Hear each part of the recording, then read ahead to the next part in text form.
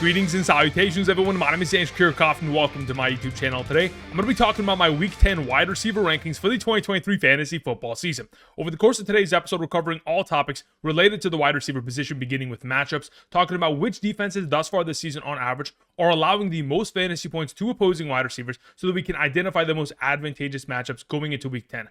After which, I'll talk about my top 40 wide receiver rankings, sharing with you guys my thought process and opinions on each individual player, while also presenting statistics in order to justify those overall rankings. A couple reminders for those of you who are looking for a specific player, you can find timestamps down in the description of the video. While you're down there, be sure to subscribe, click the like button. Greatly appreciate the support. We're very close to reaching 81,000 subscribers, so be sure to help us get there. Thank you very much. Okay, let's get into talking about matchups at the wide receiver position. As you guys can see at the right side of the screen, we have wide receiver receiving statistics allowed. This is the isolation of receptions, receiving yards, and receiving touchdowns in a half PPR scoring format, meeting everyone in the middle, whether you do play in a standard league or a full PPR league. As we can see, the Philadelphia Eagles are allowing the most fantasy points per game thus far this season to opposing wide receivers, which of course is a fantastic matchup. Unfortunately, the Philadelphia Eagles, Kansas City Chiefs, Miami Dolphins, and the Los Angeles Rams are on bye this week, so we won't be able to take advantage of said matchup. But the Tampa Bay Buccaneers are a close second. Even though they were 7th last week, they've jumped to the number 2 spot, considering obviously the efforts of Tank Dell, Noah Brown, and of course Nico Collins. The Washington Commanders continue to be in the top of this conversation every single week, giving up big performances to opposing wide receivers, and especially with the 3 wide receivers from Seattle going into town this week, DK Metcalf, Tyler Lockett, and Jaxon Smith-Njigba, all of them are going to be mentioned on today's video because there's a lot of upside to be had. Either way, those are the best matchups of the position. On the other end of the spectrum, we have some of the more difficult matchups, like the New York Jets. Of course, guys like Davante Adams and Jakobi Meyers, who are already struggling with the quarterback transition, are going to struggle even more potentially due to the overall matchup, taking on guys like Sauce Gardner and that overall coverage of that defense.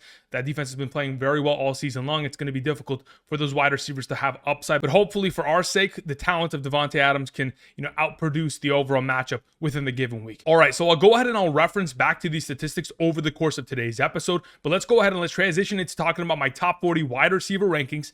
And before I do, again, a reminder, rankings are subject to change. Between now and Sunday, my rankings without a doubt are going to change. There's going to be injury information, potential statistics and metrics that I find in regards to my research that absolutely will adjust the overall rankings. So for those of you who want to have up-to-date rankings on Sunday mornings for the remainder of the season, be sure to check out Underdog Fantasy. There's a link down in the description. When you sign up today using code Andrew, make a first-time deposit minimum of $10. Not only are you going to get the first-time deposit match up to $100, but you're also going to get my rankings, all positions, half PPR, full PPR, by tier, all-encompassing rankings every single Sunday morning from my email directly to yours. Be sure to check your spam folder. Check out the map to the right side of the screen to determine your eligibility. And if you sign up before tomorrow's game between the Chicago Bears and Carolina Panthers Thursday night matchup, you can take advantage of the pick'em slip of 0.5 total yards from Bryce Young. Thank you very much for all the support and using code Andrew. All right, let's get into talking about my top 40 wide receivers. Beginning with our number 1, we have Stefon Diggs. Stefon Diggs, again, one of the best wide receivers in the National Football League in a half PPR scoring format. He's the number 3 overall wide receiver, only behind guys like Tyreek Hill and A.J. Brown. Of course, both those guys are on bye week.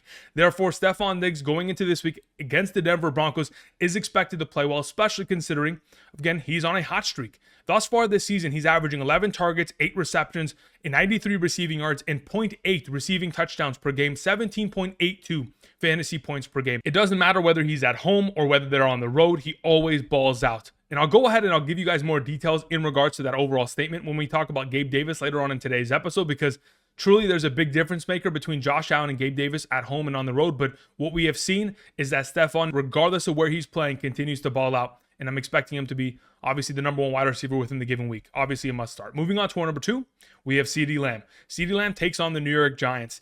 Of course, in week 1 against the New York Giants, he didn't have much overall production. 4 targets, 4 receptions, 77 receiving yards, 9.7 half PPR fantasy points. That game was over before it even began.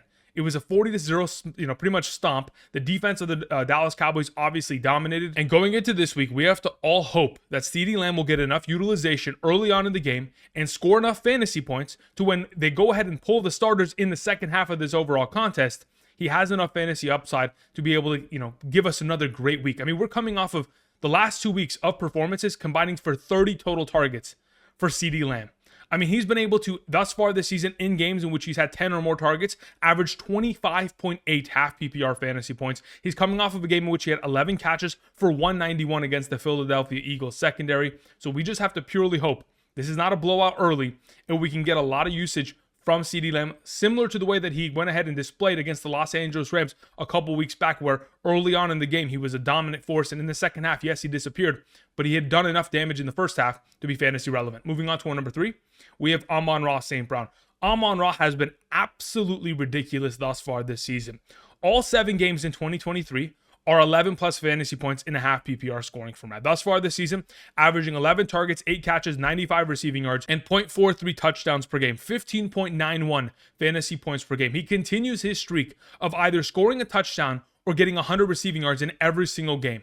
He's doing one or the other. Thus far this season, he has 5 games of over 100 receiving yards. When you go look at the entire rest of Amon-Ra St. Brown's career, he's only been able to accomplish 100 plus receiving yards in 6 other games. He's already accomplished that 5 times this season. Amon-Ra St. Brown is absolutely dominating. He has a matchup this week against the Los Angeles Chargers. He'll be taking on the primary nickel cornerback of the Los Angeles Chargers, Jasir Taylor. He's given up the 10th most receptions to slot wide receivers and the 4th most receiving yards. My expectation is another big game here for Amon-Ra St. Brown. Our number 4 to close out the S tier is Ja'Marr Chase. Again, we know how dominant Ja'Marr Chase has been. Since week 3, he's averaging 18.82 fantasy points per game in a half PPR scoring format. We know that on Sunday's game against the Buffalo Bills, he did sustain an injury to his lower back. He obviously didn't participate in practice earlier today. My hope is that he'll be healthy and active by the time we get to Sunday. If in fact he is, you're automatically starting him. But we just got to hope that he can get healthy, sooner rather than later, and that this injury isn't going to linger for the remainder of the season. Outside of that, you already know you're firing up Ja'Marr Chase. Moving on to our number 5. To begin the A tier, we have Keenan Allen. He'll take on the Detroit Lions this week, and Keenan Allen's coming off of a pretty solid week against a tough defense. On Monday Night Football, took on the New York Jets. The Jets are allowing the fewest fantasy points to opposing wide receivers, yet we saw Keenan Allen 8 catches for 77 yards on 9 total targets, nearly 12 fantasy points, a great overall game. But the overall upside that we want to witness from Keenan Allen, at times we have seen sprinkles of that thus far this season, but as of late has been relatively quiet in terms of the touchdown upside. Throughout Keenan Allen's entire career, he typically scores either 4 to 8 touchdowns per season. Thus far this season, throughout 8 games, already has 4 touchdowns. So there's a potential in which we can get another 4 touchdowns for the remainder of the season. Hopefully that'll be the case, especially considering he has an incredibly advantageous matchup taking on the Detroit Lions defense, primarily because the run-stop defense of the Lions has played extremely well. And like I mentioned yesterday, Austin Eckler's rushing upside in terms of efficiency, I think he's averaging, 2.6 yards per carry in the last 4 games he has played. My expectation is this is going to be a passing-heavy game going in the direction of Keenan Allen with Joshua Palmer on the IR and potentially out for the remainder of the season. My expectation is a lot of volume going into Keenan Allen's direction and obviously having himself a big performance against the Lions. Moving on to our number 6, we have Brandon Aiyuk. Brandon Aiyuk returns off of the bye week, hopefully with a healthy Deebo Samuel and Trent Williams, because without them, man, this San Francisco 49ers offense looked like a shell of themselves. Now, Brandon Aiyuk, with all of the weapons attached to this offense, is a far more elevated player. I mean, thus far this season, in the 3 games in which he has played with Deebo Samuel being fully healthy, we have seen Brandon Aiyuk average 14.17 fantasy points per game and averaging 7 targets per game, more targets per game than Deebo Samuel. Obviously, he's the preferred outside number 1 wide receiver, and going up against the Jacksonville Jaguars this week, one of the more advantageous matchups. This defense is allowing over 30 fantasy points per game to opposing wide receivers. That's the 9th best matchup. Thus far this season, they've allowed at least 1 receiving touchdown to an opposing wide receiver every single week. My expectation, especially with Michael Pittman Jr. going for 9 catches, 109, and Diontae Johnson going for 8 catches and 85 most recently against this defense, is that Brandon Aiyuk should have himself a fantastic game. Number 7 is Adam Thielen.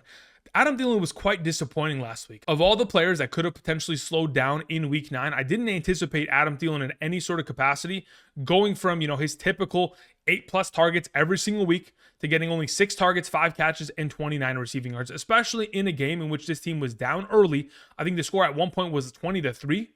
And there was a pass-heavy kind of momentum for the entire game script of the second half. Yet, we didn't see a lot of opportunity going to Adam Thielen's direction. We have a potential chance on Thursday Night Football to rewrite the script and continue to get back on track. Thus far this season, since week 2, in 5 of the last 6 games, of course, excluding Week 9's overall contest. In every other game, he's been able to get 8+ targets per game, 7+ receptions per game, over 54 receiving yards per game, and of course, a handful of touchdowns. As long as we can get back on that overall track, considering how well slot wide receivers have played against the Chicago Bears as of late. Curtis Samuel, 6 catches, 65 and a touchdown. Keenan Allen, 8 catches for 69. My expectation is a big performance here from Adam Thielen on Thursday night. Number 8, we have Diontae Johnson, the thumbnail of today's episode. You may be a little bit surprised as to the appearance of Diontae Johnson in this overall capacity, but it finally happened. Diontae Johnson finally broke the streak of not scoring a touchdown. The last time he had scored a touchdown prior to Thursday night was in January of 2022. I think it was like week 17 of that season. So overall, it's been quite a while. And luckily, he was able to finally find the end zone once again. In the last 3 games, from week 7 through 9, with Kenny Pickett on the field, Diontae Johnson is getting a 35% target share. Unbelievable. He's also been able to get 79 or more receiving yards minimum in the last 3 games. Obviously, found himself in the end zone and down in the red zone throughout those drives in Thursday's game against the Tennessee Titans. Saw himself a high volume of targets. As long as that momentum continues to go, they take on the Green Bay Packers, who have obviously dealt with a lot of injuries in their secondary. Obviously, most recently traded away Rasul Douglas. With wide receivers like Jordan Addison going for 7 catches, 82 and a touchdown. KJ Osborne in that same game, 8 catches for 99. Jakobi Meyers, 7 for 75 and a touchdown. Chris Olave, 8 for 104. A lot of wide receivers have balled out against this defense. My expectation is that Diontae Johnson, with such a high potential target share within this offense, is going to have himself a great game. On number 9 for this week, to begin the B tier, we have Mike Evans. When we talk about the consistency of Mike Evans, it is apparent thus far this season. Outside of the game in which he got injured against the New Orleans Saints and left early, in 6 of the last 7 games, he's been able to put up a minimum of 10 fantasy points in a half PPR scoring format and every single contest, especially last week, in which, yes, he didn't get much utilization, only 5 targets, 4 receptions, 87 receiving yards, still had over 10 fantasy points in a game in which Rachaad White and K. Dotton were the primary threats of this offense in a shootout. We would have loved to see more utilization out of Mike Evans. Unfortunately, wasn't the case. Going into this week's matchup against the Tennessee Titans, it is the 7th best matchup at the position. They're nearly allowing 31 fantasy points per game to opposing wide receivers. Like I mentioned just moments ago with Diontae Johnson, had himself a big week of 7 catches, 90 and a touchdown against that defense. We could have even seen George Pickens score touchdowns if it wasn't for the fact that he didn't drag that last foot in.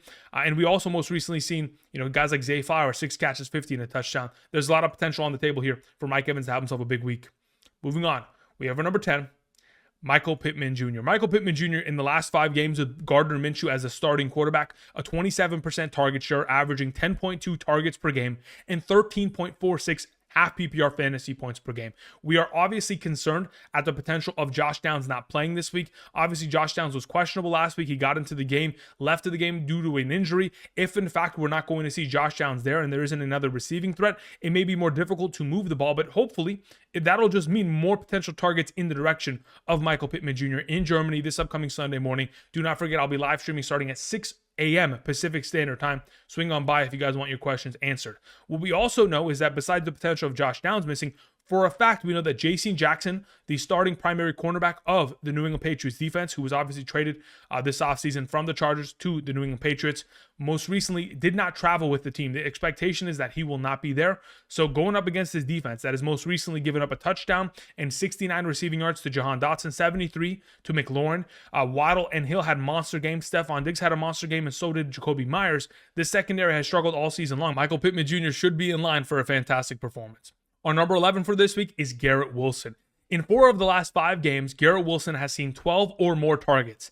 That is all we can ask for. As long as the opportunities continue to filter in his direction, he's been able to get himself 80 or more receiving yards in each of the last 3 games. It's just a matter of, can we get Garrett Wilson into the end zone? That's really it. Outside of that, he continues to put up valuable performances every single week in terms of his overall contributions. In a full PPR scoring format, obviously far more valuable because, again, you can get yourself 17 fantasy points without even scoring a touchdown. But going into week 10, taking on the Las Vegas Raiders, we haven't seen Garrett Wilson score a touchdown since week 2.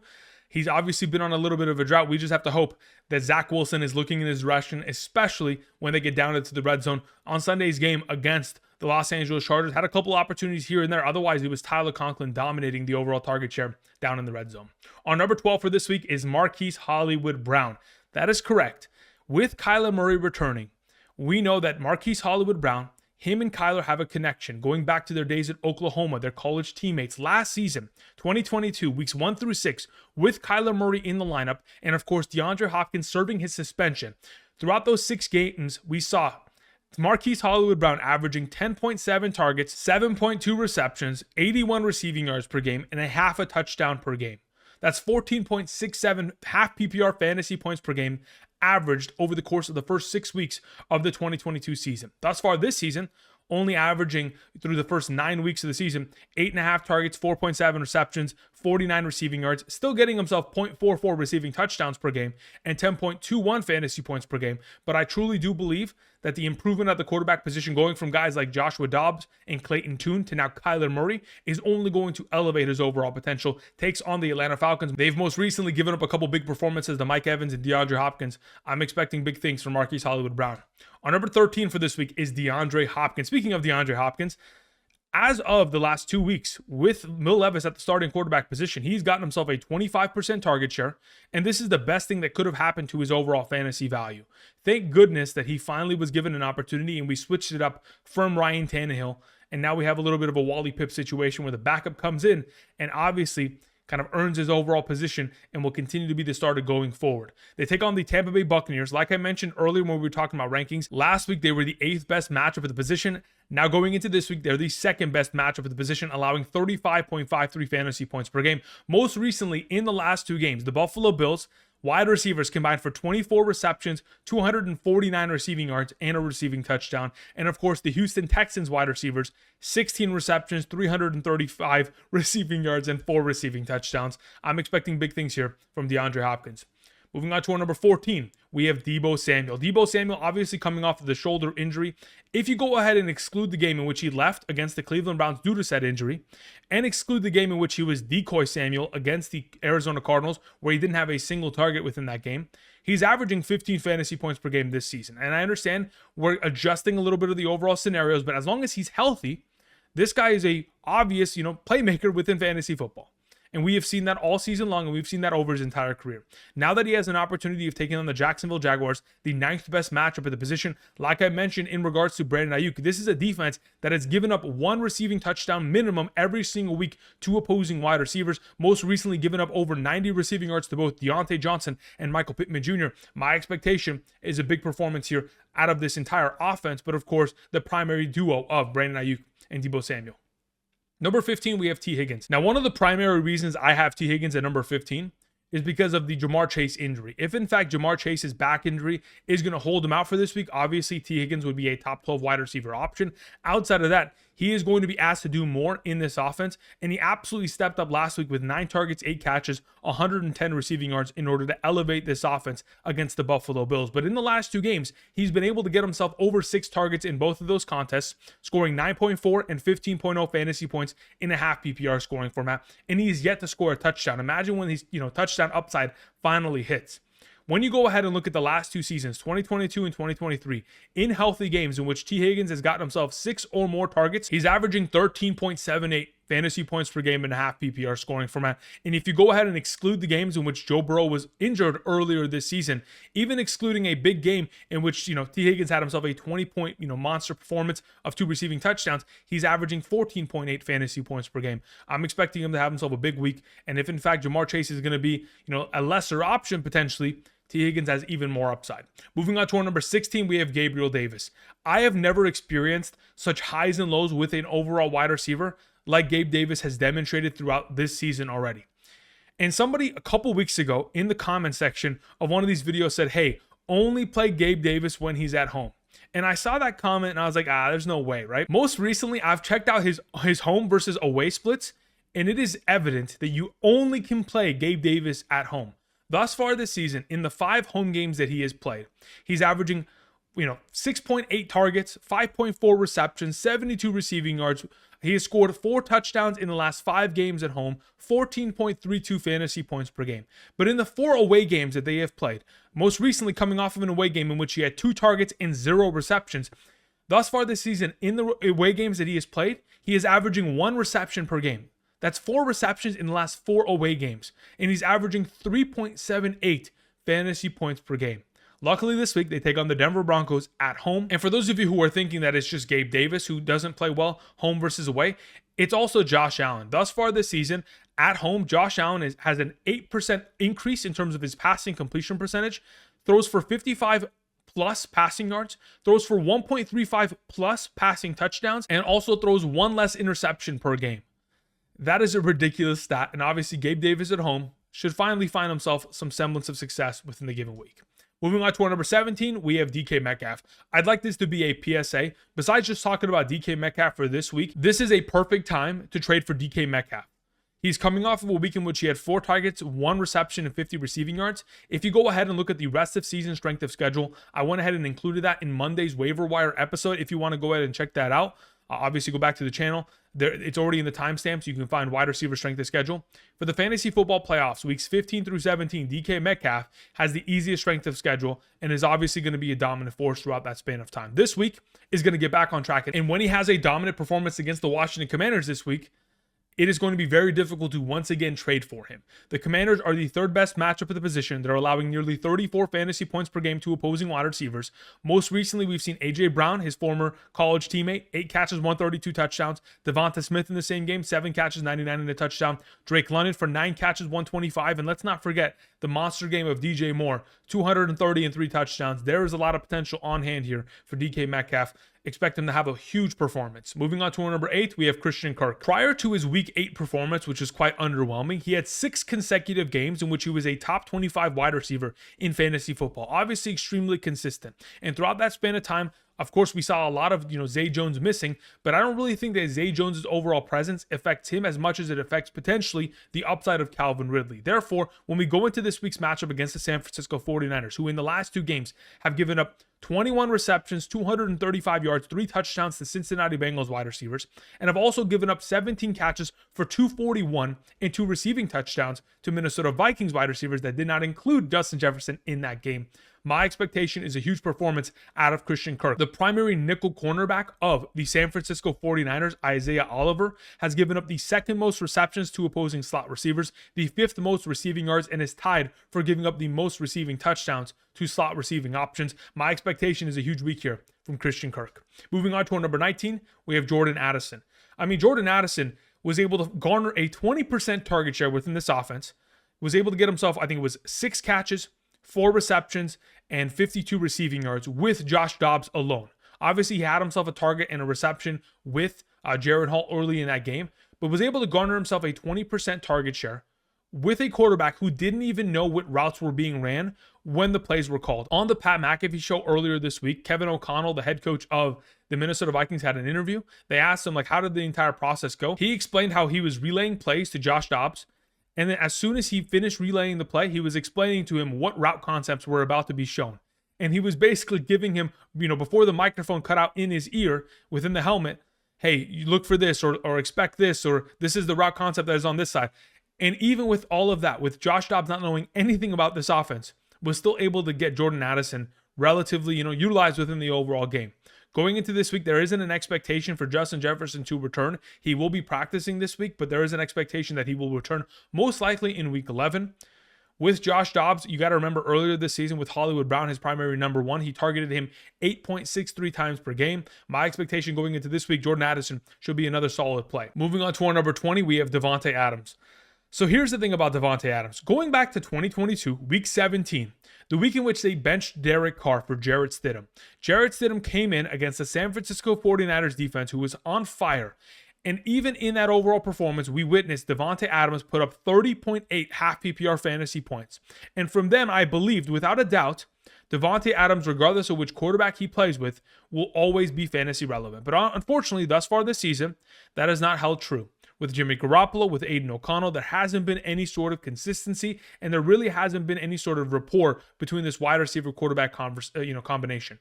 And going into this week, the fact that they have the New York Jets matchup on hand, they're allowing the fewest fantasy points to opposing wide receivers. I purely understand Davante Adams is one of the most talented wide receivers in the National Football League, but unfortunately, the matchup And the fact that this team has only given up, one receiving touchdown to opposing wide receivers thus far this season, amongst all the games that they have played, it is going to be very difficult to expect that Aiden O'Connell will be able to overcome the overall matchup and help Davante Adams elevate his overall performance. I have him at number 20 out of pure respect. It is very difficult to bench Davante Adams in any given circumstance, but this week, it doesn't look great. Moving on to our number 21, we have Tank Dell. Tank Dell was unbelievable on Sunday. I mean, the entire offense, CJ Stroud, that offensive line has finally gotten healthy. They're protecting the quarterback. And with time in the pocket, CJ Stroud was able to show off his skills in terms of his deep passing game. Thus far this season, CJ Stroud has the second most deep passing completions of 20 or more yards down the field amongst all quarterbacks. And he doesn't even have that many attempts in the overall category, but he has the second most completions. On top of it, Tank Dell within this offense leads the team in terms of total targets and receptions within that overall category. Last week, he's coming off of a 21.7 average depth of target.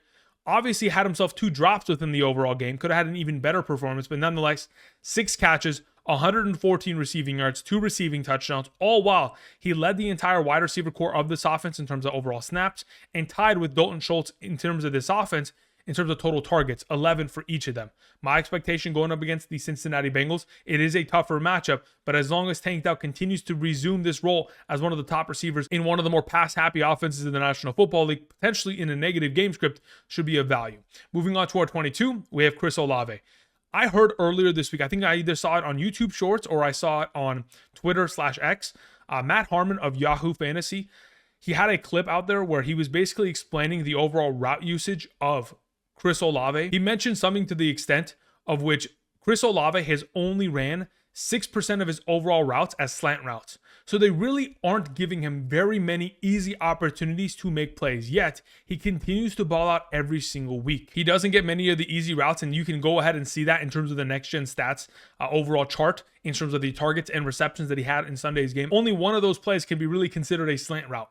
Outside of that, of course, running these different concepts in terms of the route tree, and going forward, as long as he continues to get opportunities, he's going to be a valuable option within this high-powered offense, which again is only finding their stride as of late and truly putting up great performances. Moving on to our number 23, we have Courtland Sutton. Courtland Sutton, in 6 of the last 8 games, has caught a touchdown. That is a ridiculous number. And as long as he continues to be as consistent as he has been, what am I to do? I cannot bench this guy. He continues to score. They take on the Buffalo Bills this week. That's the 20th best matchup. Again, they're not allowing very many points, only 25.43. But between Courtland Sutton and Jerry Jeudy, that's enough. We'll take that. If we can split that number between the two of them, that'll be absolutely fantastic. But as of late, we have seen a lot of injuries impact this defense. I know that they most recently traded for Rasul Douglas, but even with that, they've given up 8 catches for 110 to T. Higgins, 3 catches, 39 and a touchdown to Mike Evans, 5 catches, 54 and a touchdown to Chris Godwin. Kendrick Bourne, 6 catches, 63 and a touchdown. Calvin Ridley went for 122 on this defense. There is a lot of potential for Courtland Sutton to not only score a touchdown, but potentially have an upside performance. Moving on to our number 24 to close out the wide receiver 2 conversation, we have Amari Cooper. In the last 3 full games in which he has played with Deshaun Watson, he's averaging 7.7 targets, 6.3 receptions, 115 receiving yards per game, and 0.67 receiving touchdowns 2 out of every 3 games. 18.7 fantasy points per game, and a half PPR scoring format. His yardage counts in the last 3 games with a healthy Deshaun Watson, 90, 116, and 139. And he even had 2 games with PJ Walker this season in which he had 89 or more receiving yards. He continues to ball out, and I know this is a difficult matchup, but I'm expecting Amari Cooper to continue to get himself a high volume of targets and, of course, continued utilization within this offense. Moving on to our number 25, we have Terry McLaurin. Terry McLaurin, 5 of the last 6 games, 60 or more receiving yards. That consistency has been there. And as long as it continues to stay active within this offense, he is going to be a relevant top 36 option. Now, obviously, we want touchdown upside, and that may not be in the cards this week as they take on the Seattle Seahawks secondary, who's played extremely well. As of the last 3 games, they have limited Arizona Cardinals wide receivers to 8 catches for 77, Cleveland wide receivers to 8 catches for 119, and Baltimore wide receivers for 12 catches for 107 and a touchdown. They have given up very few receiving yards to opposing wide receivers over the course of the last 3 games, and going forward, This may be a little bit of a tougher matchup for Terry McLaurin, but as long as he continues to get himself opportunity, the yardage will be there, touchdown upside. Again, that's definitely the most difficult metric to predict in fantasy football. On number 26 is Nico Collins. Nico Collins played, relatively well. Obviously was outshined by Noah Brown and Tank Dell within the overall offense, and even Dalton Schultz, who had himself, 11 targets, over 100 receiving yards, and a receiving touchdown. He was pretty much the fourth fiddle within this offense, which is pretty crazy when you take into account that thus far this season, Nico Collins is still averaging 13.14 fantasy points per game. He's still playing extremely well, averaging 6.6 targets per game, but what has really been the biggest difference maker is his yards after the catch, averaging nearly 80 receiving yards per game and scoring a touchdown 1 out of every 2 games. As long as that consistency is there, I know that this is going to be a very difficult matchup against the Cincinnati Bengals defense. They've played extremely well, but as long as this defense continues to focus on stopping guys like Tank Dell and Dalton Schultz, there's going to be more opportunities for Nico Collins potentially in the future to have himself more of an opportunity share within this offense. Moving on to our number 27, we have Calvin Ridley. I understand that Calvin Ridley has been quite disappointing, but in the last 4 games, 3 of those performances, 8 or more targets. The opportunities have been there, but now that you get Zay Jones back into the mix, there may be more, cause for concern in this overall scenario.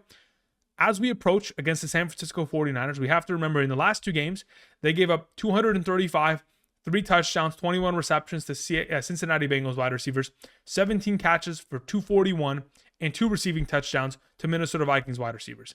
This defense for the Jacksonville Jaguars has struggled in the secondary. This defense for the 49ers has struggled in the secondary. If we're going to have a high-scoring game, hopefully Calvin Ridley can show up and ball out like we know he's potentially capable of doing.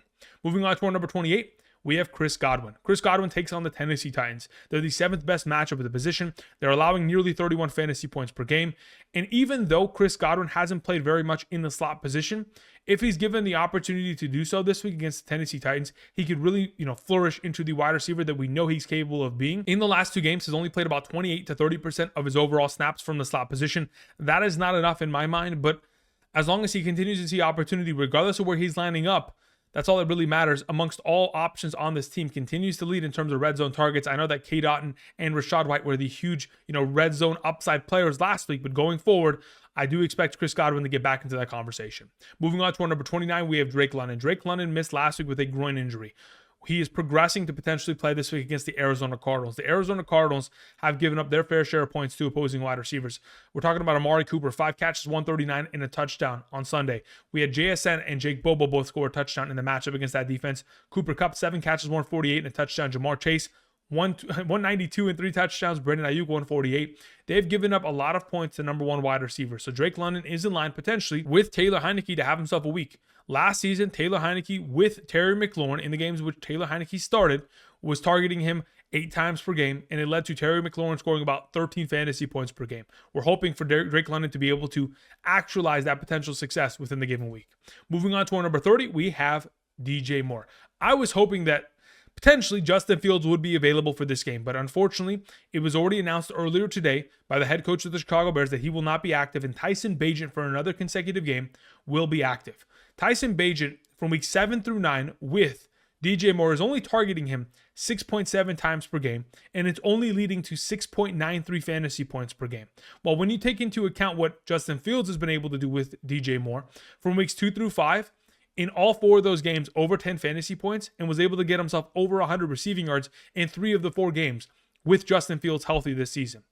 There's been a huge difference there, but we're going to hope that Tyson Bagent can look in the direction of DJ Moore very often this upcoming week, far more often than last week, only had 5 targets, because it is a revenge game against the Carolina Panthers on Thursday Night Football. We're hoping that DJ Moore can have himself a breakout performance here against his former team, but it is very sketchy with the backup quarterback starting. Moving on to our number 31, we have Jahan Dotson. Jahan Dotson is finally back. And even though he's only been able to get himself a 19% target share within the last 3 games, has been able to get himself 8+ targets in each of those 3 games. Obviously, the 19% target share has to do with the fact that Sam Howell had to throw the ball 50+ times on multiple occasions throughout that span of time. But nonetheless, this is an offense that is trending in the right direction, and so is Jahan Dotson. For those of you who were able to hold on to Jahan Dotson for as long as you did, congratulations. You really waited out the terrible storm of, 6 or 7, just really awful weeks until he finally found himself a stride of success. And going forward, I understand this is a very difficult matchup against the Seattle Seahawks.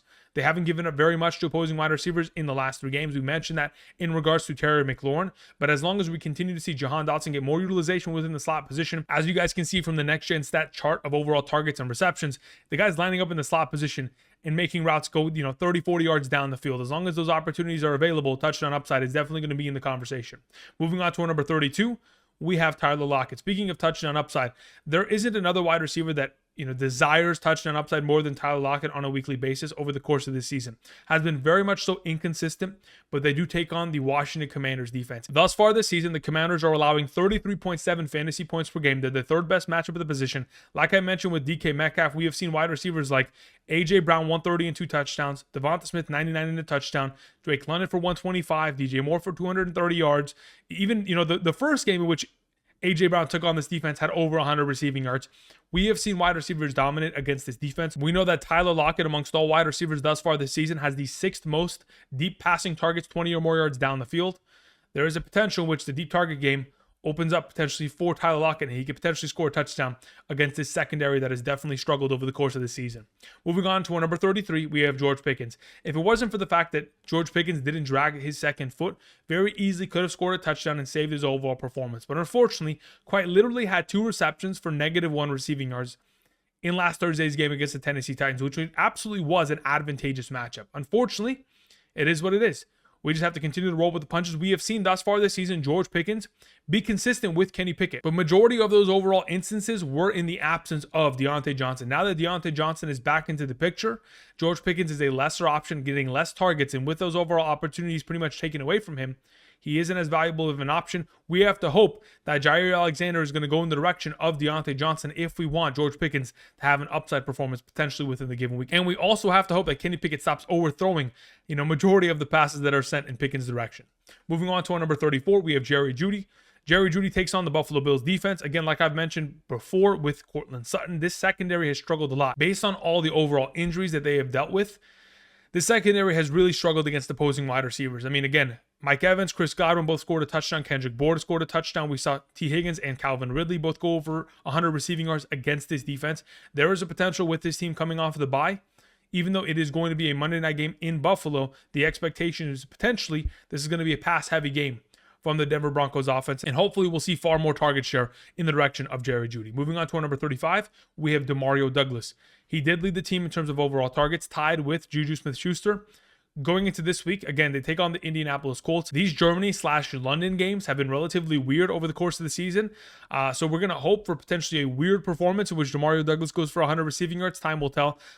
Again, he's very much so a safe play. He's going to get himself 5-6 catches for, 50 to 60 receiving yards. He has the potential of a touchdown if, in fact, this team can finally score some points. They probably won't be able to do so very often, but when, in fact, they're down in the red zone and, he continues to be the primary receiving threat of this offense, it's not a bad option to potentially start within the given week as a wide receiver 3 option. Moving on to our number 36, we have Jakobi Meyers. Again, was able to get himself a nice jet sweep end around for a rushing touchdown, but outside of that, we saw very little upside within the overall performance against the New York Giants. It was a run-heavy game. The game script got out of hand, but this week taking on the New York Jets, it's the most difficult matchup of the position. I don't really see a future in which Aiden O'Connell can elevate this offense to the point where Jakobi Meyers can be better than a, high-end wide receiver 4 or a low-end wide receiver 3. Therefore, I have him at number 36. Moving on to our number 37, we have Zay Flowers. Like I mentioned earlier, with Odell Beckham Jr. on Monday in regards to picking up a Ravens wide receiver. Picking up Ravens wide receivers or starting Ravens wide receivers is just like starting and picking up Kansas City Chiefs wide receivers. You can only trust one of them, so it's either Zay Flowers or it's potentially Rashee Rice. And sometimes the other guys will score touchdowns and be relevant within the given week, and it'll lead to Zay Flowers, like last week, only have 1 target, 1 reception, 11 receiving yards. But we're going to hope that potentially, even with a difficult matchup, again, the second most difficult matchup of the position, Zay Flowers could have some sort of semblance of success within the given week. He technically is their number 1 wide receiver option, but in comparison to him and Mark Andrews is clearly the number 1 receiving threat of that offense. Moving on to our number 38, 39, and 40. I wanted to go ahead and just group them all together, primarily because they're the number 3 receiving options of their offenses. Of course, Jaxon Smith-Njigba in the last 3 games, 9.3, 11.1, and 14.3 fantasy points. has been able to get himself a lot of utilization and specifically scored a couple touchdowns in the last 3 weeks, which is fantastic. They take on the Washington Commanders, the third best matchup for the position, should have himself a solid game. Tyler Boyd in the last 3 games, 13.3, 12.1, 7.1. 2 touchdowns in the last 3 games, identical overall production to Jaxon Smith-Njigba. Has been a great overall play, and with the potential injury of Ja'Marr Chase slowing him down, could see even more utilization out of Tyler Boyd. We move on to Khalil Shakir. Due to the injury of Dawson Knox, we've seen a lot of 11 personnel sets from the Buffalo Bills. In the last 2 games, 6 catches for 92 and 4 catches for 57. 12.2 and 7.7. He's finished as wide receiver 24 and 34 in the last 2 games in a half PPR scoring format. Again, a valuable option for potentially us who are struggling to find a wide receiver with so many on bye. All right, that's going to cover it for me today. Thank you, everybody, for watching. If you have not yet already, click the like button down below. Subscribe if you have not yet already. Check out Underdog Fantasy. Use code Andrew. Take advantage of the opportunity of 0.5 total yards with Bryce Young on Thursday Night Football. And, of course, put together some pick'em slips. I'll be back tomorrow with quarterback and tight end rankings. Thank you, everybody, for watching. And until next time, I'll see you guys. Peace.